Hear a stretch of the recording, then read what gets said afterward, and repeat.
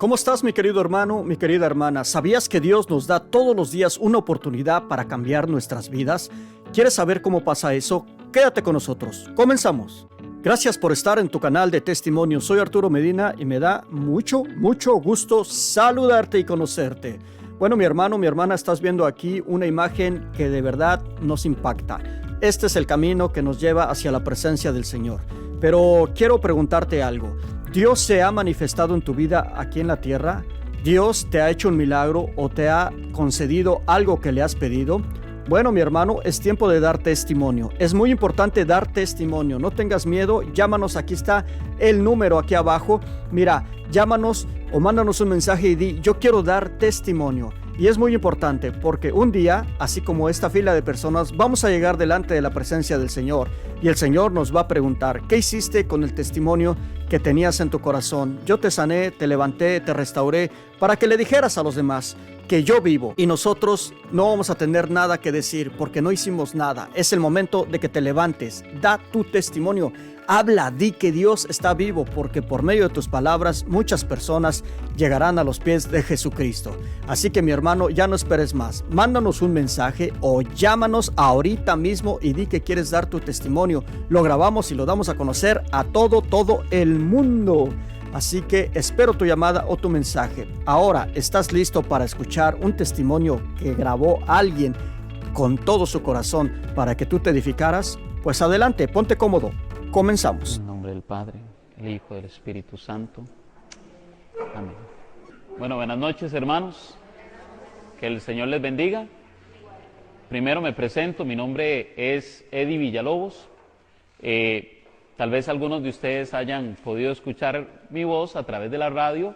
Tenemos un programa todos los lunes a las 11:20 de la mañana llamado Católico Soy en Radio Fides 93.1 FM. Los invito desde ya para que se conecten y escuchen el programa. Está enfocado en el año de la fe. Se le ha querido dar una temática de testimonio. ¿Por qué de testimonio? Porque en un pasado, pues yo no fui católico como la mayoría de ustedes. O más bien me alejé de la Iglesia Católica, me separé de la Iglesia Católica y pues el Señor me permitió tener muchas experiencias, conocer mucho del cristianismo no católico, hasta del ateísmo, para luego finalmente pues poder compartir con ustedes la fe católica. Amén. El testimonio mío es nuestro Señor Jesucristo. Yo vengo realmente a hablarles de Jesús. No vengo a hablarles de Eddie, porque si viniera a hablar de Eddie posiblemente aquí nadie viene. Pero como es de Cristo, el que ha entregado la vida por cada uno de nosotros, es que ustedes están aquí.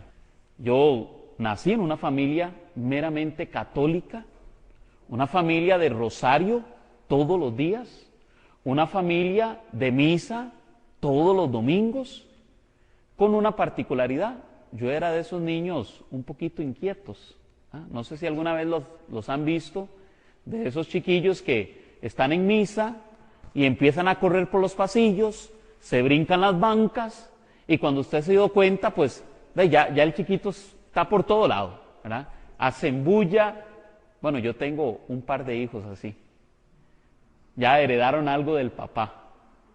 Pues imagínese usted a mi mamá, cuando trataba de tranquilizarme porque no me quedaba quedito en la misa, ¿verdad? Buscaba un método muy sofisticado y pedagógico para un niño, vea.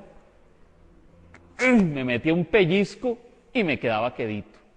Pero no crean, como niño, aún así yo decía, pero resulta que está el sacerdote predicando sobre el amor de Dios y me vienen y me pegan un pellizco.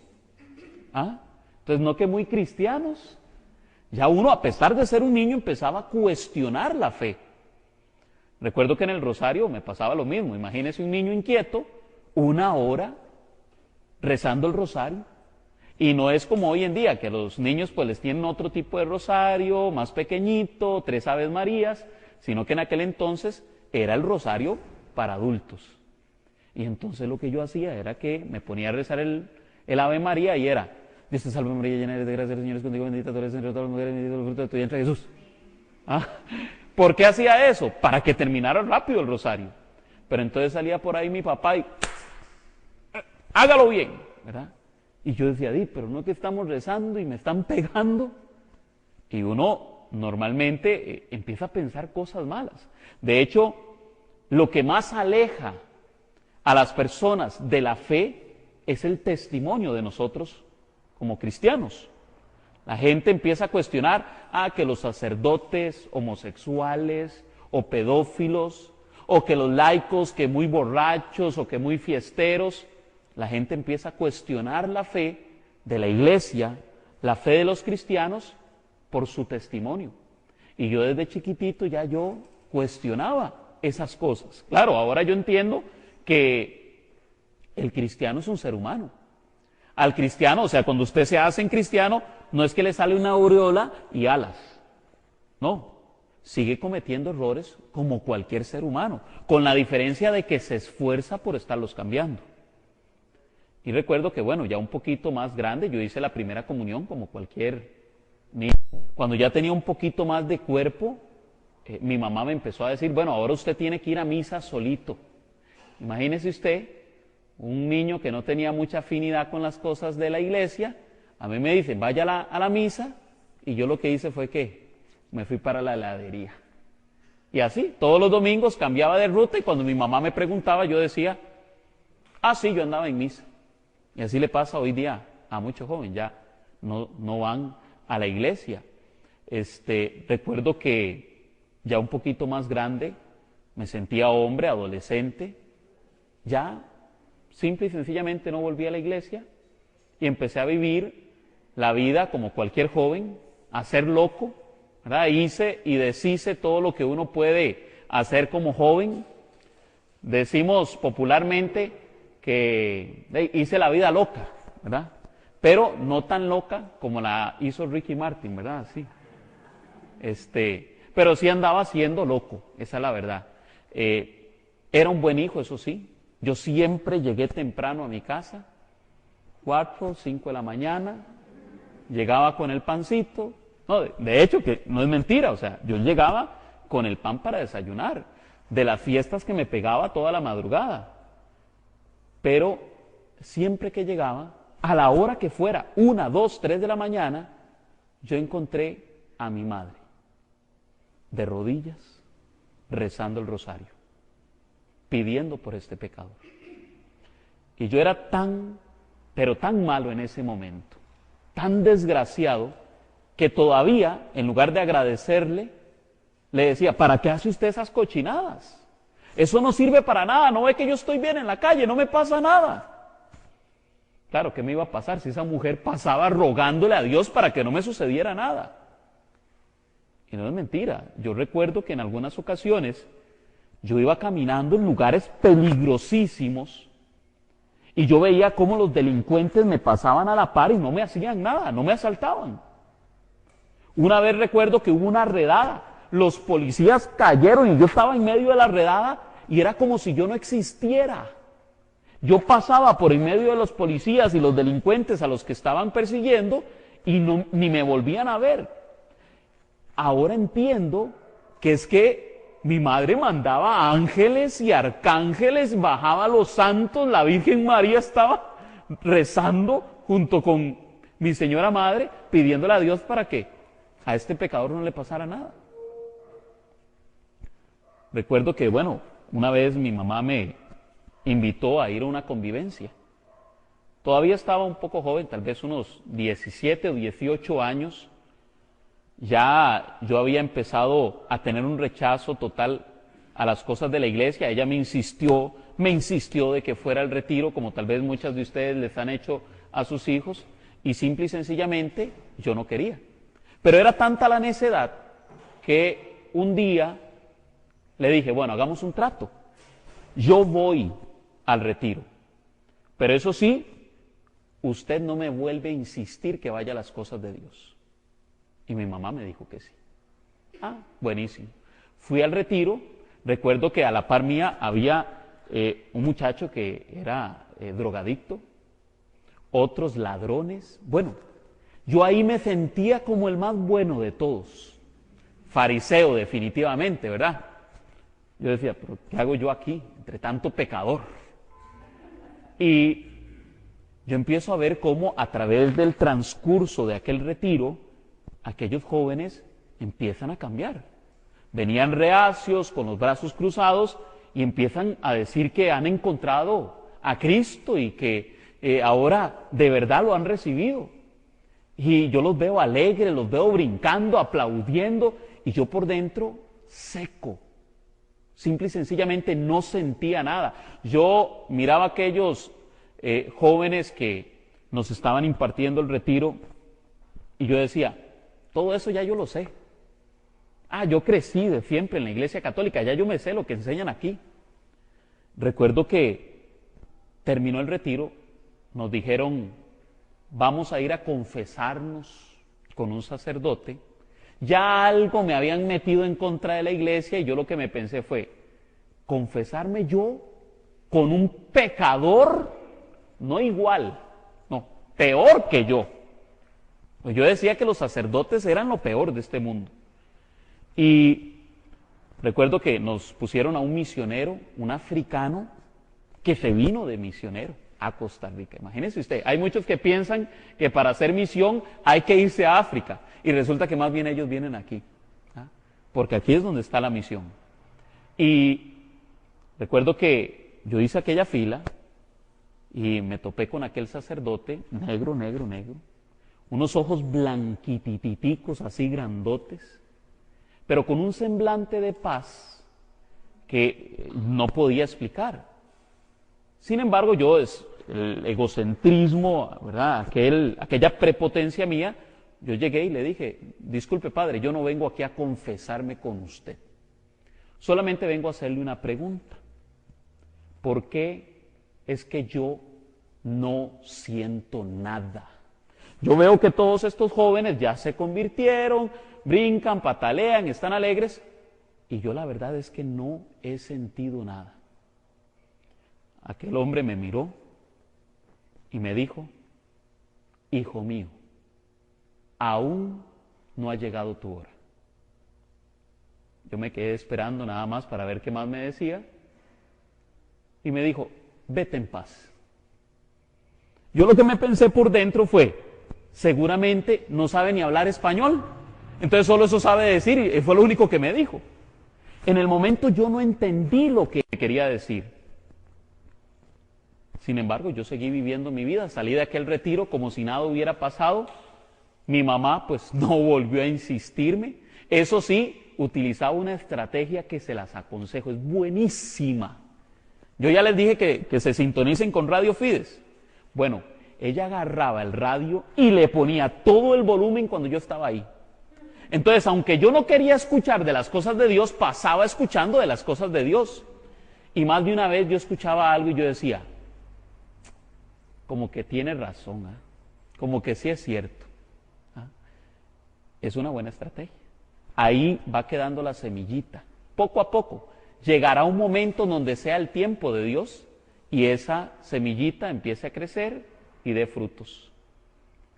Recuerdo que también, ya inicié a trabajar, ya mayor de edad empecé a trabajar y me tocó trabajar con un abogado. Este abogado resulta que era ateo. Había un grupo, un círculo de abogados, doctores, ingenieros, profesionales, y todos eran ateos. Imagínese usted un joven rodeado de ateos que quieren y están dispuestos a hacer todo lo posible para enseñarle a aquel joven cuál es la verdad. Es decir, no existe Dios. Recuerdo que me compartían libros sobre ateísmo. Llegaban y me sentaban y me decían, léase esto para que conozca cuál es la verdad. Y yo recuerdo que empecé a leer libros muy famosos como El Manifiesto Comunista de Karl Marx, bastante famoso. Libros de todo tipo. Había uno que se llamaba Comunismo y Socialismo. Había otro, ese tenía un título fenomenal. Se llamaba El Manual del Perfecto Ateo. Imagínese usted qué clase de libro. Y yo recuerdo que yo leía aquellos libros, claro, ese manual es como una introducción al ateísmo. Y le da todos los argumentos antirreligiosos, es un ataque total hacia las cuestiones de la fe, hacia la Iglesia Católica, a todo lo que se llama religión. Pero también le dan argumentos a unos científicos. Que la evolución, que venimos del mono, que no venimos de Dios. Que el Big Bang y resulta que el universo, una gran explosión y se formó la galaxia y todo lo demás. Y claro, uno empieza a ver todo esto muy interesante. Los argumentos son poderosos. Sin embargo, recuerdo que después de un tiempo de estar trabajando con ellos, estaba en mi casa viendo tele. A mí me encantaban los documentales aquellos del planeta azul, no sé si los recuerdan. Aquellos paisajes hermosos, los animales, aquellos ríos, las montañas, era algo maravilloso, uno se extasiaba de ver las maravillas del planeta Tierra. Y en ese momento que yo estoy cambiando canales, me topo con un documental justamente sobre el planeta Tierra. El documental trataba de la perfección del planeta Tierra. Hablaba de que, por ejemplo, si no hubiera oxígeno, simple y sencillamente, no hay vida. Si no hubiera agua, simple y sencillamente, no existimos. De hecho, tenemos en la Tierra tantas ventajas para que exista la vida que literalmente tenemos un campo de fuerza invisible. Lo que desearían los científicos hoy día desarrollar, nuestra atmósfera, es algo que lo hace perfecto porque los rayos solares no pueden penetrar con la intensidad que podrían hacernos daño. Es más, estamos en la posición exacta y perfecta para que el Sol no termine convirtiendo al planeta Tierra en un desierto total o en un cubo de hielo. El documental hablaba también sobre el eclipse solar, algo maravilloso, porque decía que usted ve el eclipse solar y ve cómo el Sol y la Luna calzan de forma perfecta. Usted los ve desde aquí y parece que tienen el mismo tamaño. ¿Quiénes vieron el eclipse total de Sol? ¿Quiénes lo vieron? Resulta que la Luna y el Sol se acoplan de forma tan perfecta que al final lo que queda apenas es un anillito de luz. ¿Lo recuerdan? Pues resulta que el argumento de ellos es el siguiente.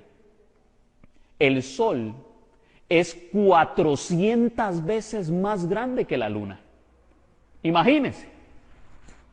Sin embargo, cuando lo vemos desde aquí, desde la Tierra, pareciera que son del mismo tamaño. ¿Por qué se da esto? ¿Y por qué este fenómeno solo se da en el planeta Tierra? Porque resulta que, si bien es cierto, el Sol es 400 veces más grande, también la distancia que hay del Sol a la Tierra es 400 veces más largo que lo que hay de la Luna al planeta Tierra. Y eso nos permite poder ver como si fueran del mismo tamaño. Recuerdo que al final, pues, del documental sale un hombre diciendo: imagínense que yo me encontré este reloj en la arena. Yo llego, lo tomo y resulta que el reloj es perfecto. La hora, los minutos, los segundos son exactos. Y yo llego a la conclusión de que este reloj se hizo solito, de la nada. Resulta que yo llego a la conclusión de que como lo encontré en la arena, la atmósfera ahí, la presión, la arena, todos los componentes ahí, hicieron que se formara este perfecto reloj. ¿Ustedes lo creerían? Yo recuerdo que en ese momento yo caí en cuentas y dije, ¿cómo es posible que yo crea que el planeta Tierra, que el universo, se creó de la nada? De hecho, los mismos científicos dicen que de la nada, nada sale. Si yo le digo a usted que tome la nada y haga algo, ¿qué puede hacer? Nada. Por conclusión, yo llego y digo, ¿cómo voy a creer que no existe un Dios? Ese era el fin del documental, demostrar que existe Dios. Ahora, como católico, me doy cuenta que el argumento era de un católico, aunque el documental era evangélico. Resulta que un fiel católico científico fue el que llegó a decir, yo voy a llegar a dejar de creer en Dios el día que se me demuestre que un reloj puede existir sin relojero. Obvio que tiene que haber un relojero. Bueno, resulta que aún así, yo recuerdo que llegué y concluí y dije, sí, debe de existir un Dios, pero no me afecta en mi vida. Y seguí viviendo mi vida loca. A veces, y la iglesia en esto ha sido muy clara, la razón no nos da el don de la fe. El don de la fe es un regalo de Dios. Puede que yo sea una persona muy inteligente, cosa que no estoy diciendo que lo sea, pero la sola razón no nos puede llevar a la fe. La razón nos puede ayudar, nos puede motivar, puede ser propicia para la fe, siempre y cuando tengamos una buena intención del corazón. Yo recuerdo que simple y sencillamente dije, bueno, existe Dios, pero no afecta mi vida. Es decir, me convertí en un agnóstico, abandoné la bandera del ateísmo y tomé la bandera del agnosticismo. Ateo significa no Dios.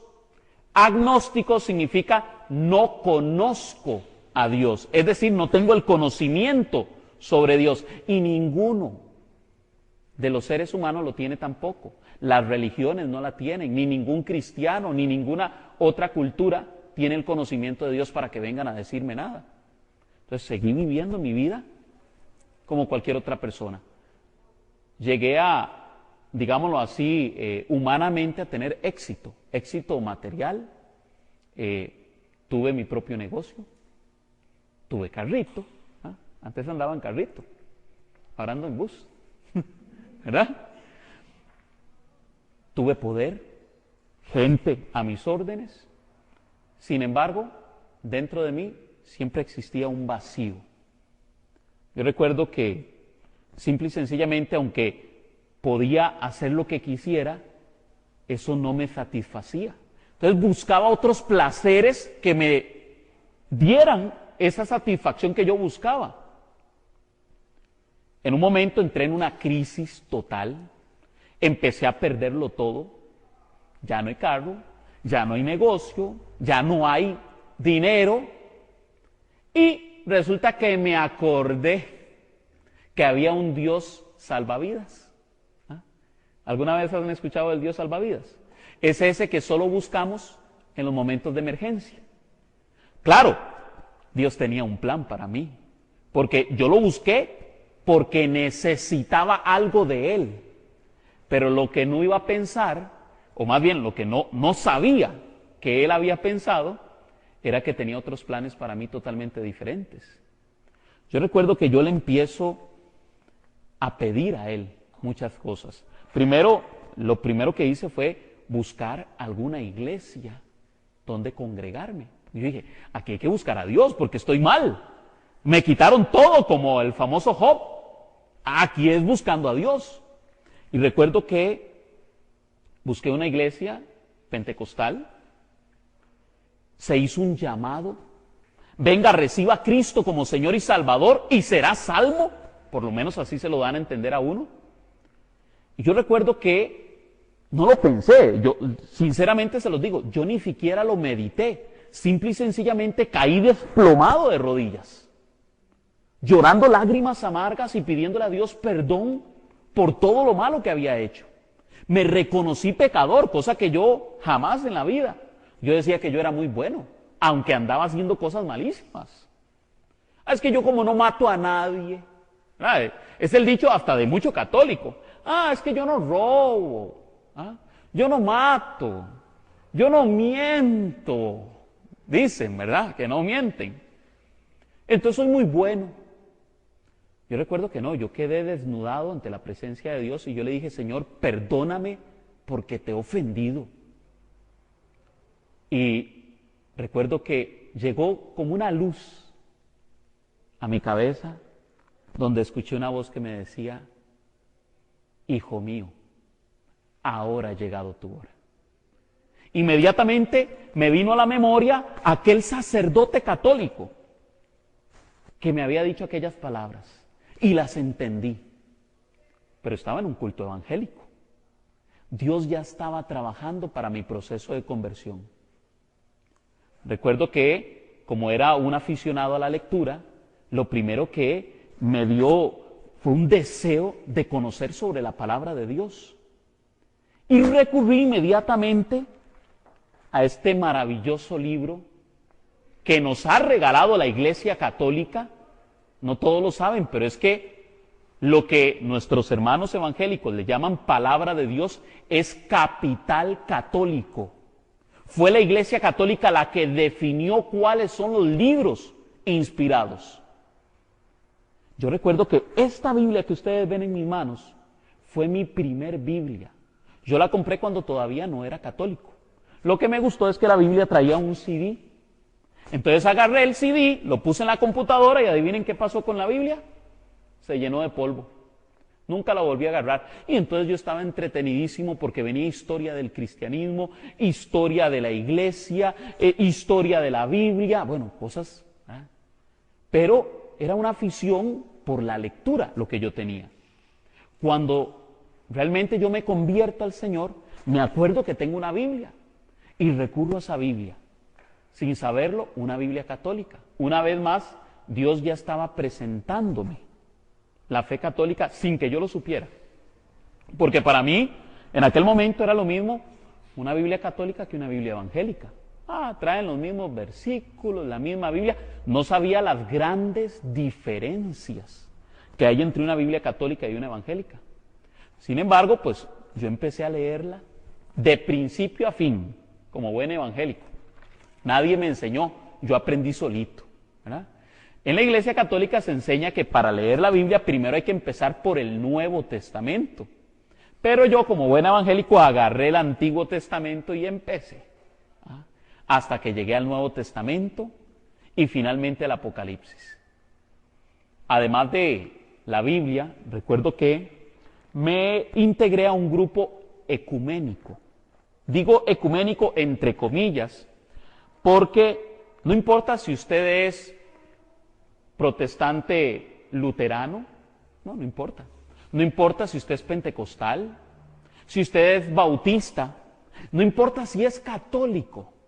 Venga, aquí no le hablamos de religión, le van a decir. Aquí no le hablamos de religión, aquí solamente hablamos de Jesucristo y lo que Cristo ha hecho en nuestra vida. Y yo dije, qué bonito. Aquí, ¿verdad? No hay pleitos entre los hermanos, todos se dan la mano, todo es una pura felicidad. Y yo me la creí. Lo que después me enteré es que no era como me la pintaban. ¿Por qué? Porque le daban a uno muchos libros.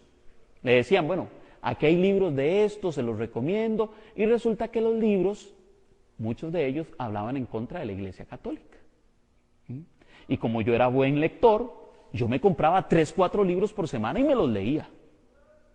Y empecé a agarrar un cierto rechazo hacia la Iglesia Católica. Este grupo, irónicamente, le dicen a usted, vuelva a la iglesia de sus padres. Pero resulta que los que son católicos, algunos vuelven a la Iglesia Católica. Y otros dicen, no, es que lo que aprendí ahí es que la Iglesia Católica no es la Iglesia de Cristo, y se terminan yendo de la Iglesia Católica. Recuerdo que poco a poco fui conociendo un poco más de la doctrina evangélica, me uní a grupos ya un poco más sectarios, testigos de Jehová, adventistas del séptimo día, mormones. Imagínese usted, yo me leí todo el libro de Mormón, todo el libro de Mormón. Luego me enteré que los mormones ni siquiera los más fieles se lo leen, pero la mayoría 4 paginillas y ya se aburrieron y dejan de leerlo. Sin embargo, para los mormones el libro de Mormón está por encima de la Biblia, aunque usted no lo crea. Para ellos es un libro superior y más perfecto que las Sagradas Escrituras. Algo increíble. Yo recuerdo que yo hice una comparación y legítimamente vi que era una falsa copia de la Biblia, porque básicamente el libro de Mormón tiene un montón de historias que se ve que están copiadas de la Biblia y mal redactadas tras de eso.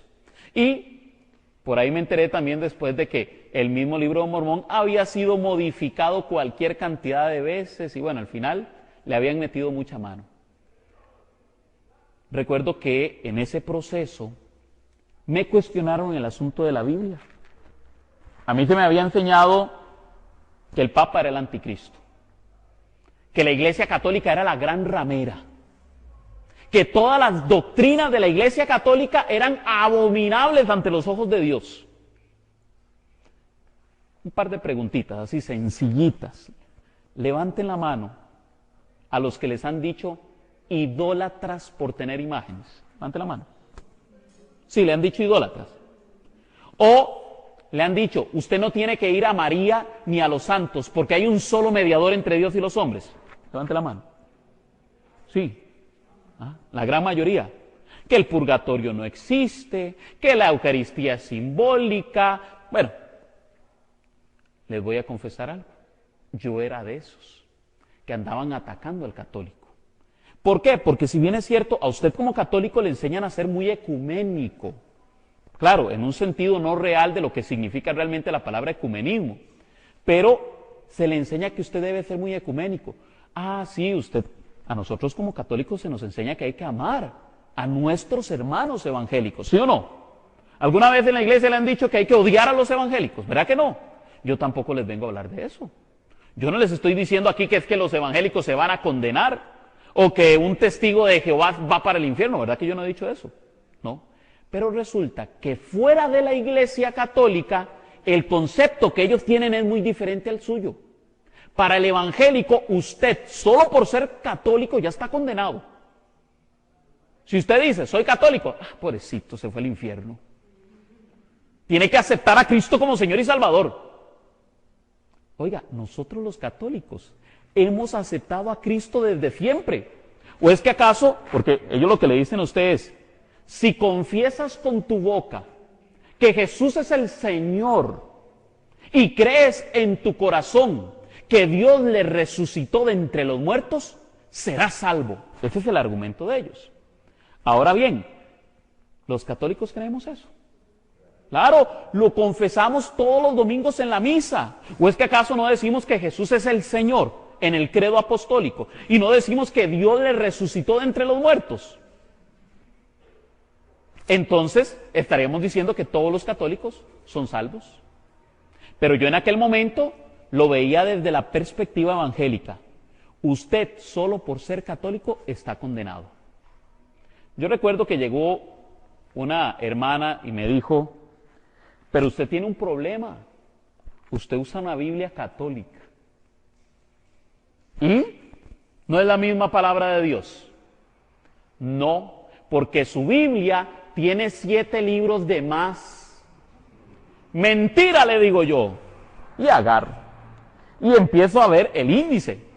Y lo comparo con una Reina Valera. Yo tenía ya varias Biblias para hacer estudios bíblicos, pero no me había percatado que mi Biblia tenía 7 libros más que la versión Reina Valera. Y cuando la llego a comparar, digo, mira, sí es cierto. Por casualidad, esos libros ya yo los había leído y me habían parecido una fuente riquísima de revelación. De hecho, varios de esos versículos me habían dado respuesta a muchas inquietudes que yo tenía como evangélico. Recuerdo una vez, yo tengo un amigo, se llama Leonardo Incera. Él fue teólogo bautista, pero no el promedio de teólogo evangélico. Él estuvo estudiando 4 años en un seminario evangélico. Es decir, él no era que iba a estudiar, es que él vivía donde estudiaban como lo hacen los sacerdotes católicos. Él se graduó como teólogo bautista. Y él me decía, yo hice mi tesis de teología en el libro de los Proverbios. Si yo hubiera sabido que existía el libro de la sabiduría de Salomón, que tiene todavía textos más ricos, para poder haber hecho la tesis, lo hubiera hecho con ese. Porque a mí me parecía maravilloso, me decía él, el libro de los Proverbios, pero el libro de sabiduría es tan bello. Es que la gente no sabe, por no leerlo, por no conocerlo, terminan rechazándolo. Yo recuerdo que en ese momento hubo como una oposición dentro de mí de que no, esto está mal.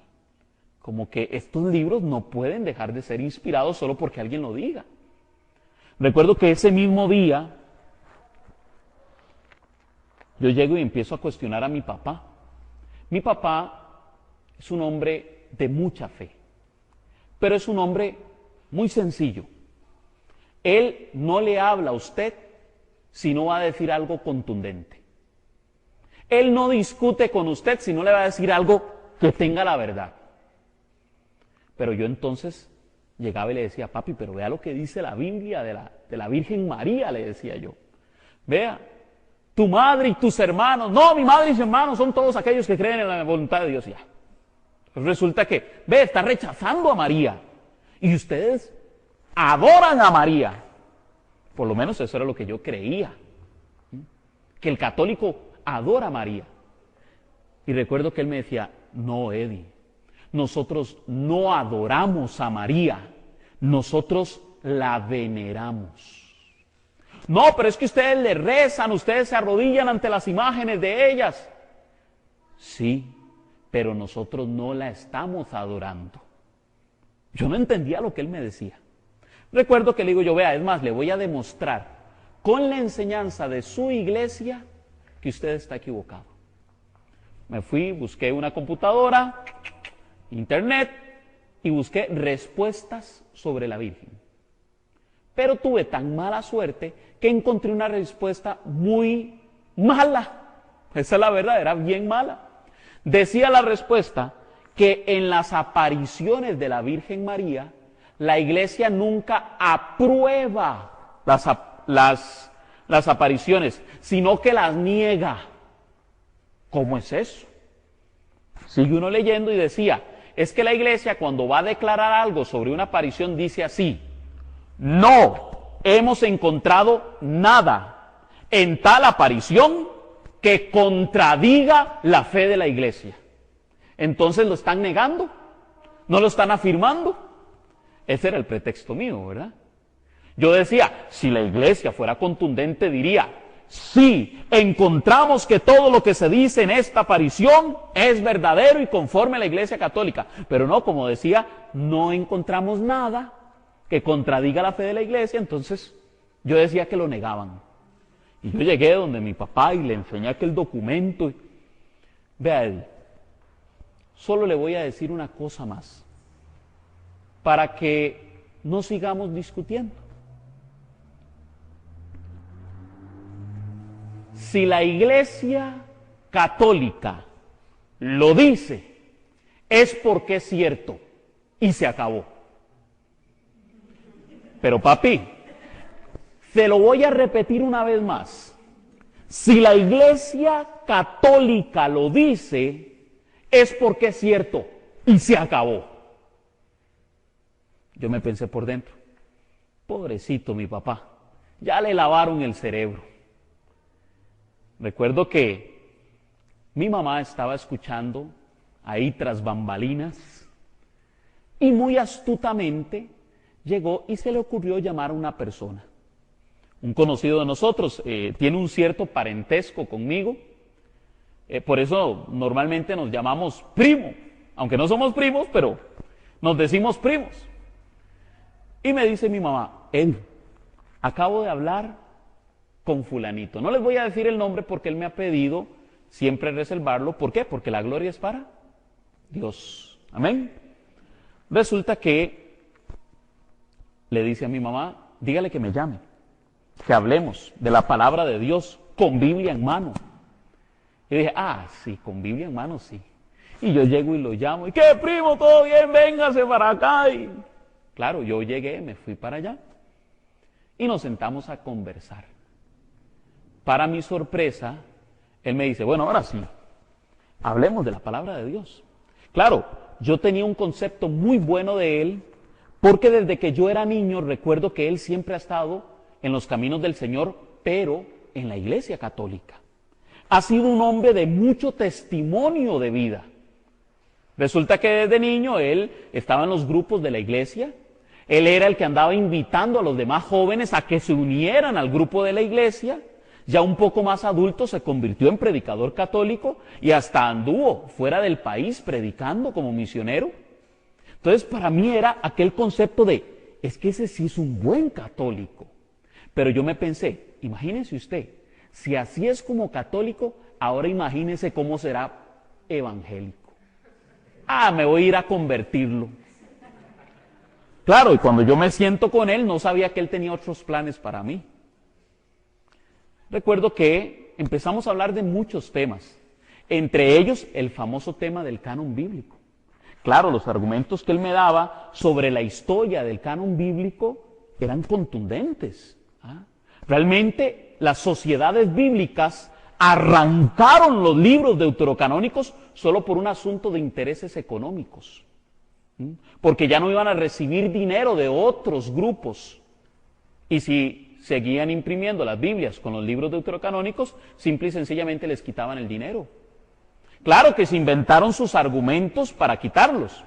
Y empezaron a decir que la Iglesia Católica los añadió y que la Iglesia estaba equivocada y demás. Pero hubo un tema en particular que es crucial en esto de la fe católica y la fe evangélica o no católica. Es el tema de las imágenes. Yo recuerdo que él llegó y me dijo, bueno, a ver, ¿qué tema quiere usted conversar? Yo de una vez, iba pero con los tacos de frente, el tema de las imágenes. Entonces llega él y me dice, a ver, ¿en qué parte de la Biblia habla sobre las imágenes? Lo tenía listo de una vez. Éxodo capítulo 20. Si usted tiene la Biblia por ahí, sería bueno que lo lea. Éxodo capítulo 20, versículo 3 en adelante. Yo llegué y le dije, no tendrás otros dioses fuera de mí. No te harás estatua, ni imagen alguna de lo que hay arriba en el cielo, abajo en la tierra, ni en las aguas debajo de la tierra. No te postrarás ante esos ídolos, ni les darás culto.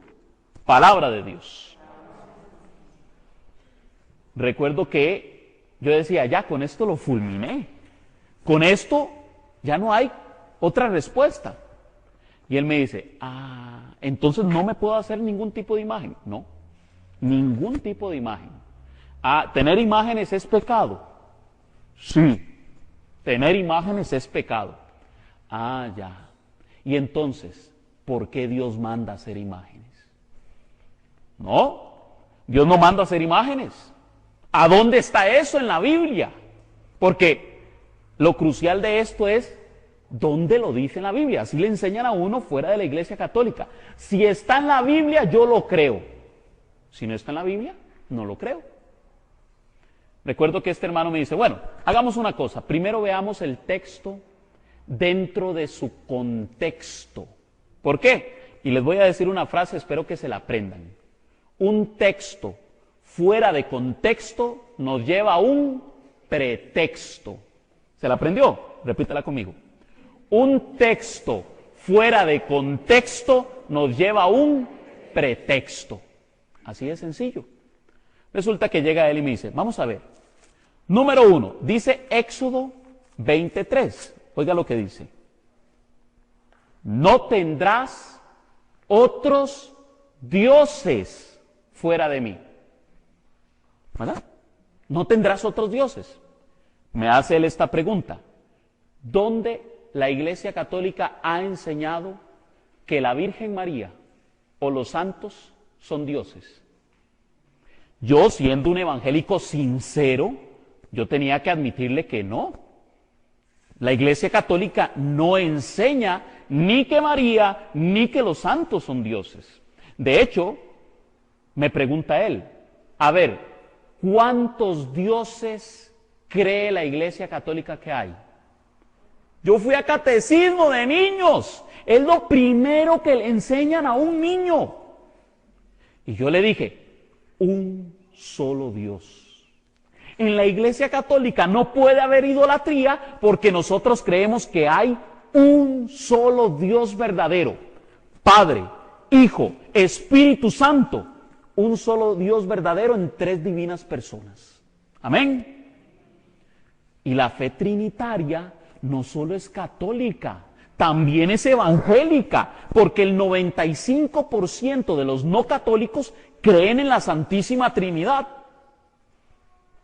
Yo recuerdo que en ese momento, pues, yo dije, sí, pero no, es que ustedes hacen imágenes de la Virgen María y hacen imágenes de los santos. Ah, bueno, ahora sí. Vamos a ver entonces qué nos dice el contexto del libro del Éxodo. Porque recuerden que yo les cité Éxodo 23, pero me dice este hermano, vea, vamos a Éxodo 25. Oiga, era nada más de pasar 2 páginas. Vea, 1, 2. ¿Vieron qué fácil? El contexto nos debe de enseñar de qué está hablando Dios. Dice Éxodo 25, 18. Dios le está hablando a Moisés. Y resulta que Dios le está dando las indicaciones de cómo va a ser el arca de la alianza. El arca de la alianza era un cajón más o menos de 75 metros de alto por 75 de ancho y 1,5 metros de largo. Pero sobre el arca le dice Dios a Moisés, asimismo harás 2 querubines de oro macizo y los pondrás en las extremidades de la cubierta. Pondrás un querubín en una extremidad y el otro en la otra. Formarán un solo cuerpo con la cubierta a sus 2 lados. Palabra de Dios. Mucha atención, porque Dios le está mandando a Moisés a hacer imágenes. Imágenes de querubines. ¿De dónde son los querubines? No te harás imagen alguna de lo que hay en él. Pero ¿cómo es esto? ¿Será que se contradice la Biblia? ¿Se contradice la palabra de Dios? Yo recuerdo que yo había leído un libro evangélico que me decía que la palabra de Dios no se contradecía, sino que se complementaba. Recuerdo que yo llego y le digo a este hermano, vea, pero es que me parece que aquí la Biblia se contradice. ¿Y sabe qué me respondió? No, la Biblia no se contradice, se complementa. Eso es evangélica. ¿Cómo es posible que me diga que la Biblia no se contradice? Esa es mía. Sí, cuando Dios dice, no te harás imagen alguna, se refiere a las imágenes de los dioses falsos, de los dioses paganos.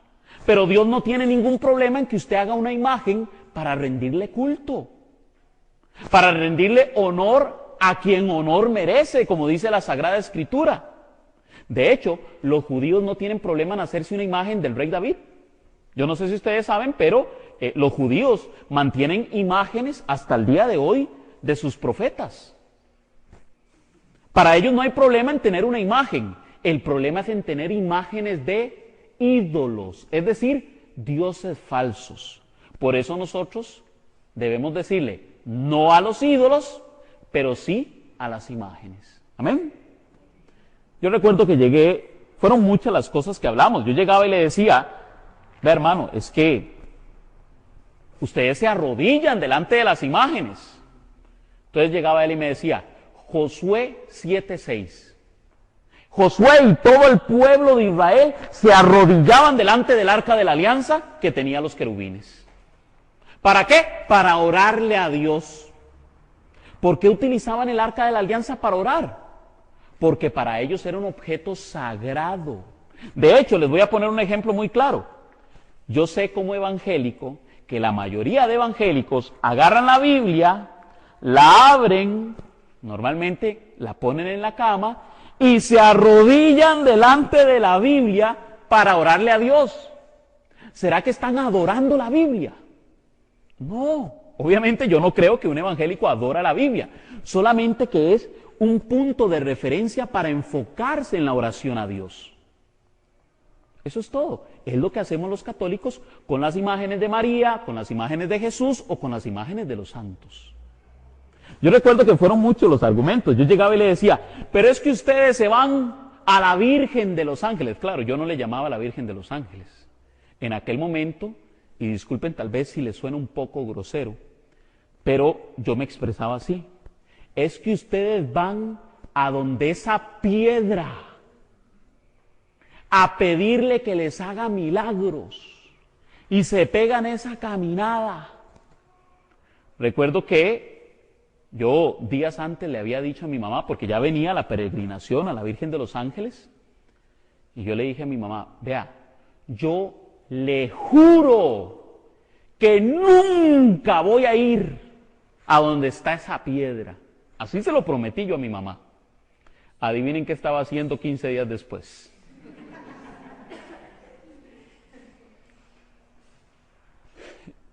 Llega y me dice este hermano: imágenes que hacen milagros.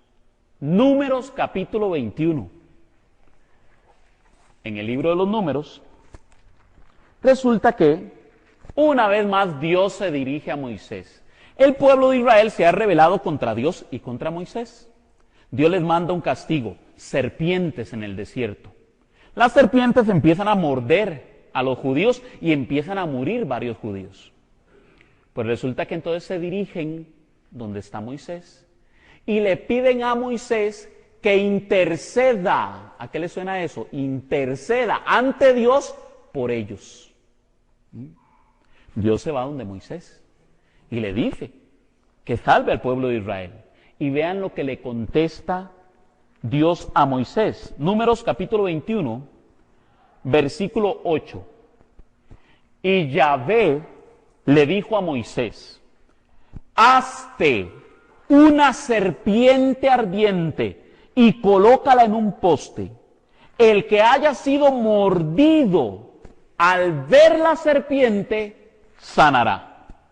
Moisés hizo una serpiente de bronce y la puso en un poste. Cuando alguien era mordido por una serpiente, miraba la serpiente de bronce y se sanaba. Palabra de Dios. Me pregunta este hermano: dígame una cosa. ¿Qué iglesia, cuál iglesia ha predicado que Dios es tan poderoso que puede utilizar imágenes para hacer milagros? Adivinen qué respondí yo: la Iglesia Católica. Era la única opción. Yo no tenía otra. Solo la Iglesia Católica no limita el poder de Dios. Porque, vean, disculpen, es que Dios los puede utilizar a ustedes para hacer un milagro, díganme. ¿Verdad que sí? ¿Son ustedes pecadores? ¿Cómo es esto? Dios utiliza pecadores para hacer milagros y no puede utilizar cosas inertes para hacer milagros. No, de hecho nos dice la Sagrada Escritura que con los pañuelos de Pablo la gente se sanaba. Claro, Dios ve la fe de aquella persona y le concede el milagro. ¿Quién hace el milagro? ¿Dios o el pañuelo? Por supuesto, lo mismo pasa con la imagen. El milagro lo hace Dios, pero Dios también quiere ver una muestra de fe. Por eso le pedían a los judíos que caminaran hasta la imagen de la serpiente de bronce y que fueran a verla. Y esa muestra de fe ocasionaba que Dios les concediera el milagro. Nosotros los católicos creemos que Dios concede el milagro, no que la Virgen María hace el milagro. Si bien es cierto, la Virgen María puede interceder, como lo hizo Moisés, y como lo hizo ella en las bodas de Caná, entonces María intercede y Dios hace el milagro. Amén. Bueno, yo recuerdo que cada vez que argumentaba yo algo, este hermano llegaba y me sacaba 5, 10 versículos que respaldaban la enseñanza de la Iglesia Católica. Yo llegaba y le hablaba en contra de la Virgen María y resulta que él me sacaba 10 versículos a favor de la Virgen María. Yo decía, pero ¿cómo puede ser esto?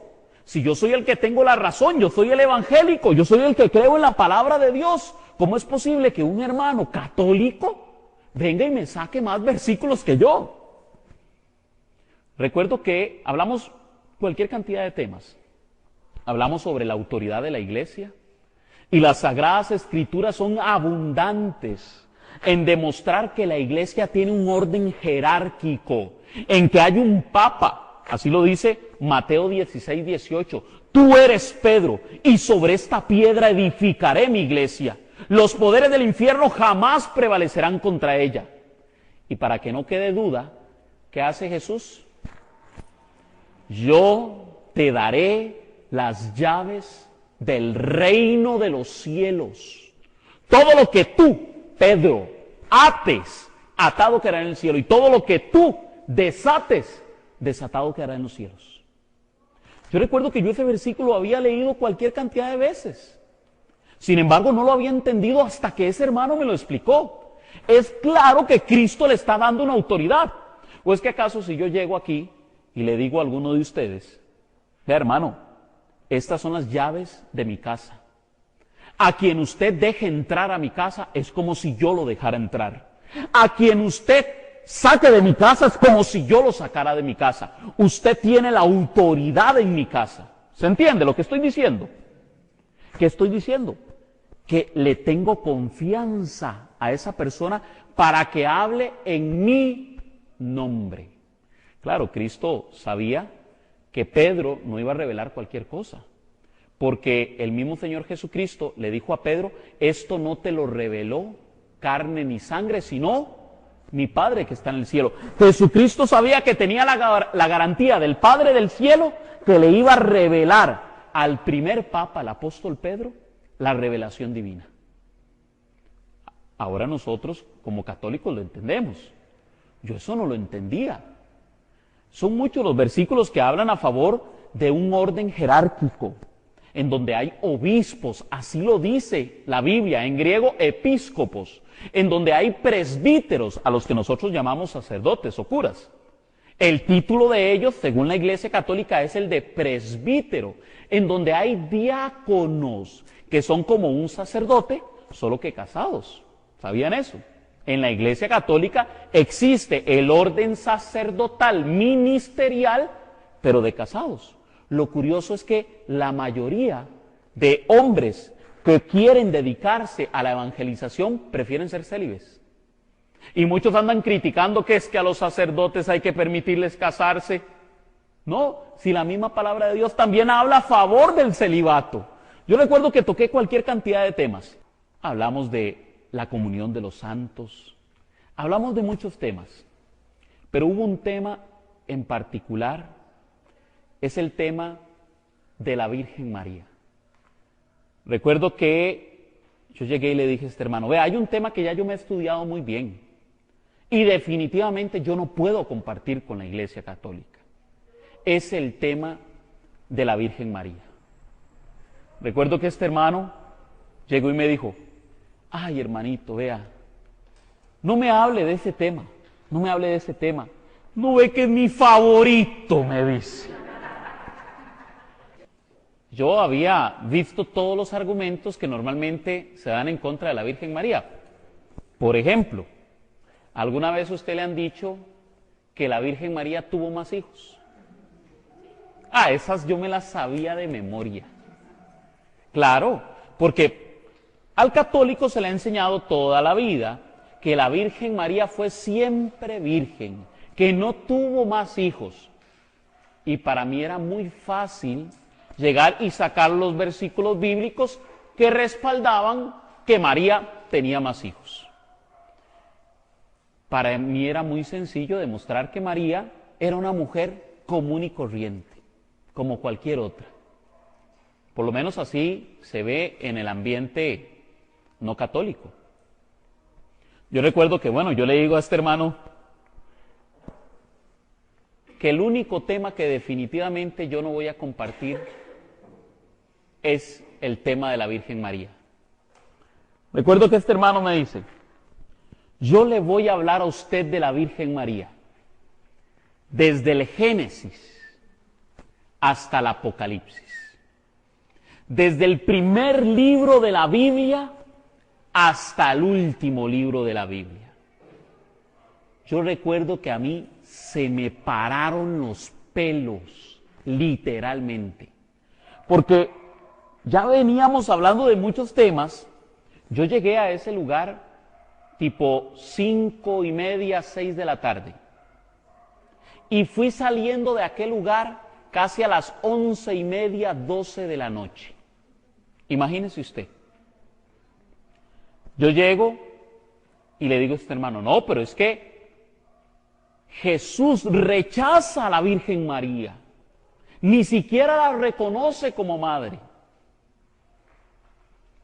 Recuerdo que este hermano me dice, la Virgen María está en las Sagradas Escrituras y es una orden venerar a la Virgen María. Yo recuerdo que le digo, ¿y dónde está eso en la Biblia? ¿En qué parte de las Sagradas Escrituras? Lucas, capítulo 1, versículo 48. Oiga lo que dice la palabra de Dios. Por boca de la misma Virgen María, porque se ha fijado en su humilde esclava. Y desde ahora, todas las generaciones me llamarán bienaventurada. Palabra de Dios. Me dice este hermano, lo dice la Biblia, ¿verdad que sí? Digo yo, sí, lo dice la Biblia. ¿Usted cree en la palabra de Dios? Digo yo, sí, yo creo en la palabra de Dios. Entonces usted hace lo que le dice la palabra de Dios. Sí, yo hago lo que me diga la palabra de Dios. A ver, entonces diga conmigo, bienaventurada Virgen María. Y adivine qué tuve que hacer yo. Bienaventurada Virgen María. Repítalo otra vez, es que como que no lo escuché muy bien. Bienaventurada Virgen María. Ahora repítaselo a sus hermanos, a sus primos, a sus tíos, a sus hijos, a sus abuelos, porque todas las generaciones me llamarán bienaventurada. Claro, fueron muchos otros también los versículos. El ángel Gabriel, un arcángel, se le presenta a la Virgen María y le dice, salve, llena eres de gracia, el Señor es contigo. El ángel Gabriel le rinde honor a María. Isabel, llena del Espíritu Santo, proclama, bendita eres entre todas las mujeres y bendito el fruto de tu vientre. ¿Y cómo es que viene a mí la madre de mi Señor? Isabel estaba llena del Espíritu Santo. Quiere decir que lo que lo que Isabel está proclamando es movido por el Espíritu Santo. Ahora bien, ¿quiénes son los que llaman a María bienaventurada? La llena de gracia, la bendita entre todas las mujeres, ¿los católicos o los evangélicos? Entonces, ¿quiénes son los que están llenos del Espíritu Santo? Es más, si usted quiere llenarse del Espíritu Santo, como lo hizo Isabel, lo único que tiene que hacer es llamar a María bienaventurada, bendita entre todas las mujeres, la llena de gracia. Amén. Claro, fueron muchos los versículos que tocamos. Fue algo maravilloso. Para mí fue como cuando a Pablo se le presentó Jesucristo. Porque mi conversión no es como la de otros conversos. La mía fue de un solo, fue un boom, fue como si me botaran del caballo. Y cuando se me muestra toda la enseñanza de la Iglesia Católica desde la Biblia, es como si me hubieran quitado las escamas que se le hicieron a Pablo. Recuerdo que al final este hermano me tocó un tema. Él me empezó a preguntar, me decía, hermano, una preguntita. ¿Usted sabe qué es la Eucaristía? Entonces yo le decía, sí, claro que yo lo sé. Por dentro yo me pensaba, es simbólica. No, pero hermano, es que este tema es importante, me decía él. Es importante que usted lo sepa. Usted sabe de qué estaba hablando Jesús en la última cena. Y yo le decía, no, sí, claro, yo eso sí lo tengo bien claro. Es simbolismos. Vea, hermano, es que es importante que usted lo entienda, que lo conozca. No, yo eso lo tengo muy claro, le decía. Pero como él vio que ya era tarde, 11:30 de la noche, dice, bueno, hagamos una cosa.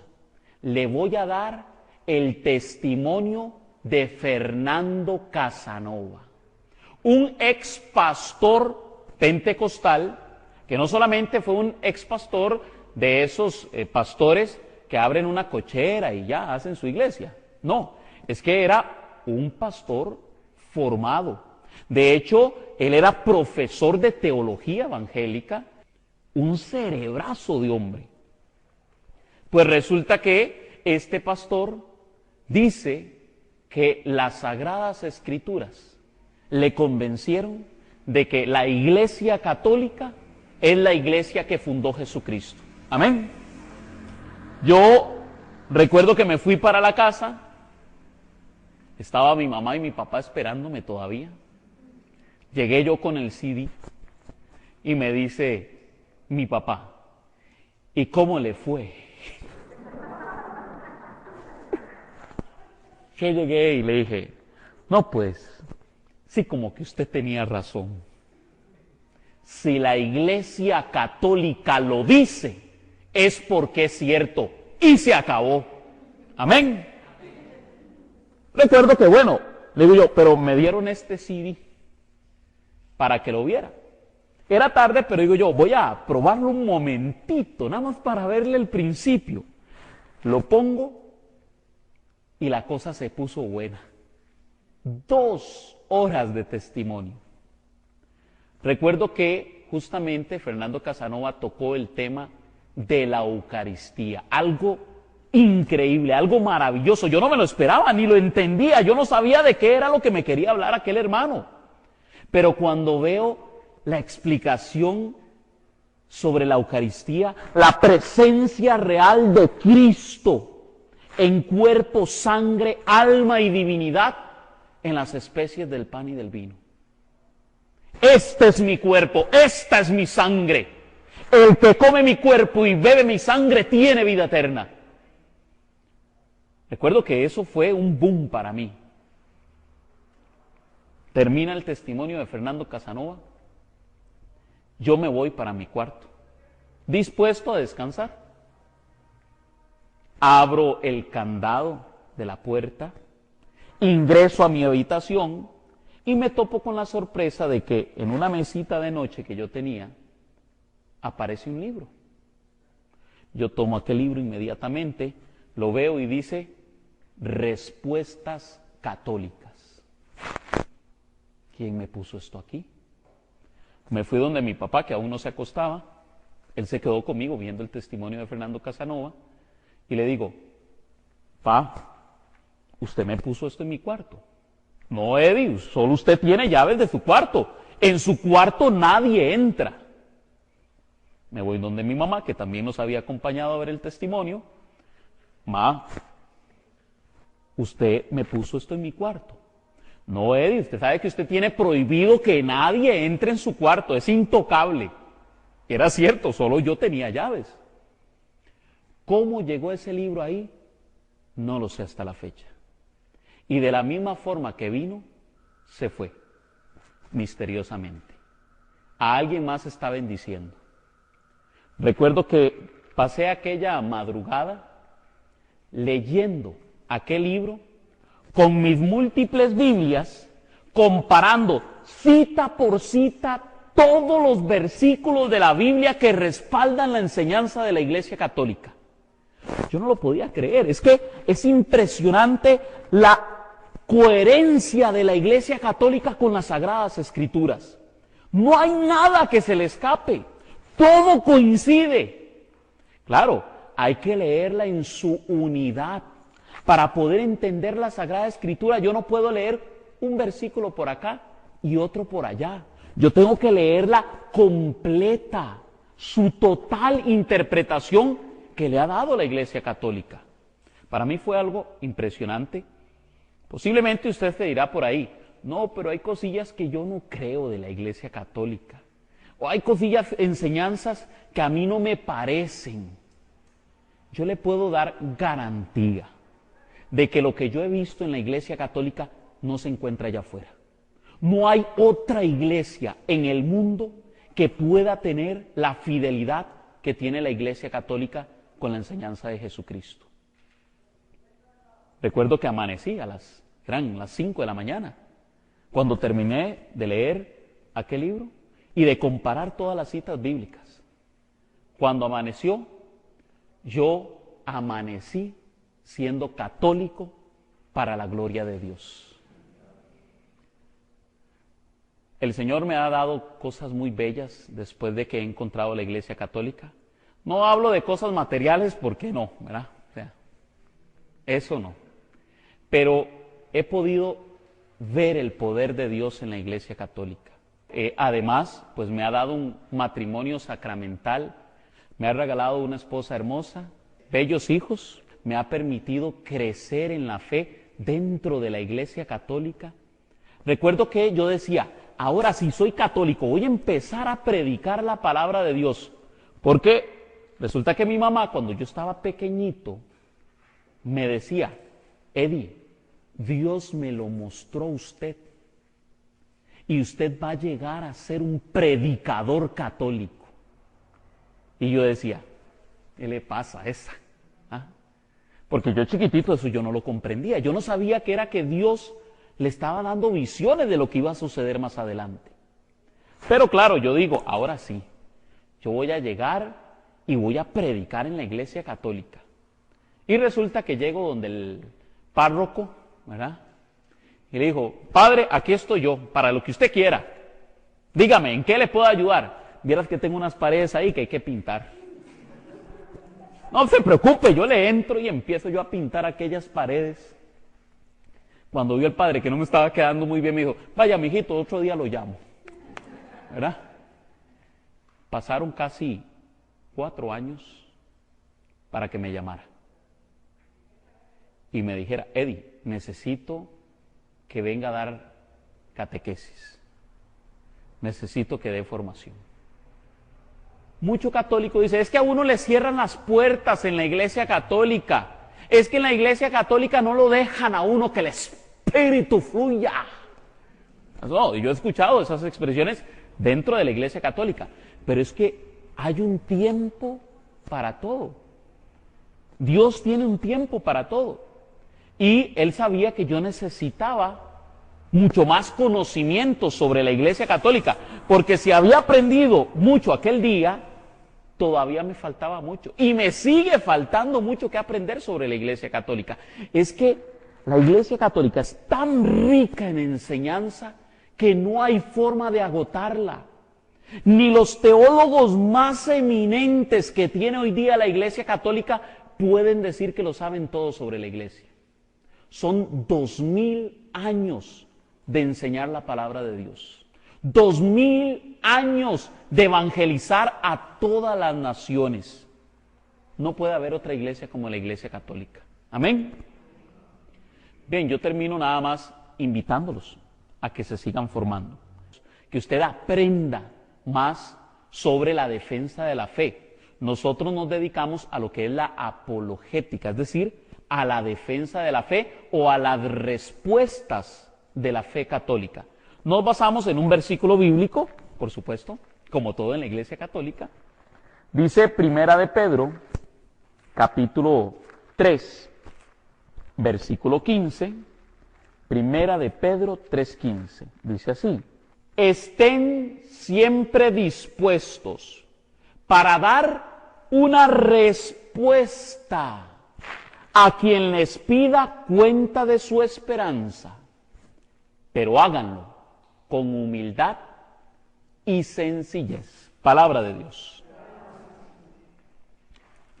Nuestro primer papa, el apóstol Pedro, nos enseña a dar respuestas sobre nuestra fe católica.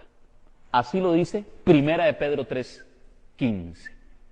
Nosotros deberíamos de estar respondiéndole a nuestros hermanos con humildad y sencillez. O sea que yo he notado en el evangélico es que cuando usted le habla con claridad, empieza a respetar al católico. Un evangélico que ve que usted se forma, que usted lee la palabra de Dios y por sobre todo que tiene un testimonio de vida congruente con las enseñanzas de su iglesia, ese hermano va a empezar a cambiar la visión que tiene sobre los católicos. Si hubiera sido un católico cualquiera el que me hubiera predicado aquel día, posiblemente yo no estaría aquí. Porque hubiera tenido un concepto de que no, era un pagano disfrazado de cristiano. Pero como era un hombre de testimonio de vida, yo dije, como que este sí es congruente con la enseñanza de su iglesia. Y lo respeté. Y por ese respeto es que hoy el Señor me ha permitido hoy estar aquí con ustedes. Porque vi una persona de testimonio de vida. Nosotros los católicos, lamentablemente, a veces pareciera que tenemos un divorcio entre lo que creemos y lo que hacemos. Resulta que sí, creemos en la Virgen María, creemos en Dios, creemos en los santos, pero nos gusta vivir como el mundo nos enseña. Y lamentablemente eso sirve de pretexto para que nuestros hermanos esperados, ya no les llamamos separados, sino hermanos esperados, porque hay una promesa. Cristo le ha pedido al Padre que su iglesia debe de ser una. Y Cristo dijo que su iglesia se va a convertir en un solo rebaño. Nosotros estamos esperando a aquellos que se separaron en algún tiempo a que vuelvan. Y solamente a través de las respuestas y obviamente muchísima oración es que nuestros hermanos separados van a poder conocer la plenitud de la verdad. Ahí tenemos esos materiales, el fin de ellos es que ustedes se formen cada vez más. Hay diferentes temas, el tema de las imágenes, que aquí lo tocamos así por encimita, pero ahí con todas las citas bíblicas.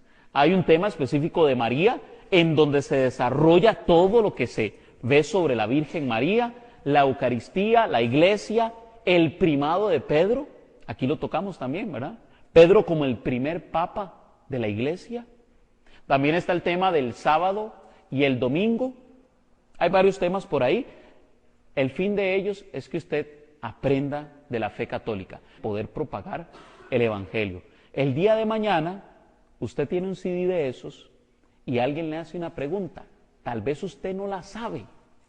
Y usted llega y entonces hace así. Sí, es que hay que celebrar el sábado en lugar del domingo. Vea, hagamos un trato, escúchese esto. Y luego hablamos. Cuando usted ya haya sacado todas las citas, nos sentamos a hablar. Hay gente que a mí me ha preguntado, ¿cómo es que ha hecho usted para aprenderse tantos versículos bíblicos? ¿Los CDs? Yo antes trabajaba manejando y entonces iba en el carro y pasaba escuchando los CDs. Si usted es ama de casa, lo pone en el radio de la casa y pasa escuchando los CDs. Está trabajando, lo pone en la computadora del trabajo y ahí pasa escuchando los CDs. Y así poquito a poco, conforme usted los va repitiendo, yo he escuchado cada uno de esos temas por lo menos 10 veces, mínimo, si no es que más. Y de ahí se le van pegando a uno cada vez más los versículos. Hagamos una pequeña oracioncita, nos ponemos de pie, en el nombre del Padre, del Hijo y del Espíritu Santo, Padre Celestial. En nombre de tu Hijo Jesucristo, estamos reunidos en esta noche. Señor, estamos aquí para alabarte, Señor, para adorarte, para darte gracias por permitirnos pertenecer a tu iglesia, Señor, a tu amada, a tu esposa. Qué dichosos somos, Señor, al haber crecido en esta santa iglesia. Qué dichosos somos, Señor, por haber recibido la bendición de ser católicos. Gracias te damos, Señor, porque has sido bueno con nosotros, porque nos has dado a María, tu madre, como nuestra madre. Para que en este año de la fe, Señor, podamos proclamar que somos católicos, podamos proclamar nuestra fe, Señor. A ti, Señor, te damos la gloria, Señor. A ti la alabanza, por los siglos de los siglos. Amén.